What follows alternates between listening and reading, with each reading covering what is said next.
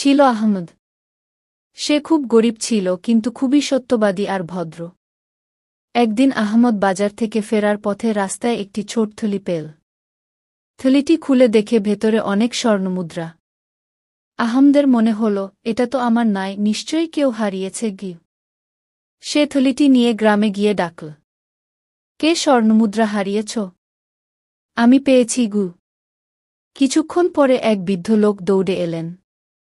তিনি কাঁদতে কাঁদতে বললেন, বাবা, এটাই আমার থলি। আমি বাজারে বিক্রি করে এই টাকা পেয়েছিলাম। আমি তো ভেবেছিলাম শেষ, এখন আর বাঁচব না গি। আহমদ থলিটি ফিরিয়ে দিল। বৃদ্ধ লোক দোয়া করলেন, আল্লাহ তোমাকে সৎপথে রাখুন।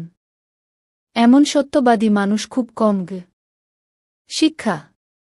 এই গল্প আমাদের শেখা, সত্যবাদিতা আর আমানতদারি আল্লাহর কাছে সবচেয়ে পছন্দের গুণ। অন্যের জিনিস পেলে ফিরিয়ে দিতে হবে।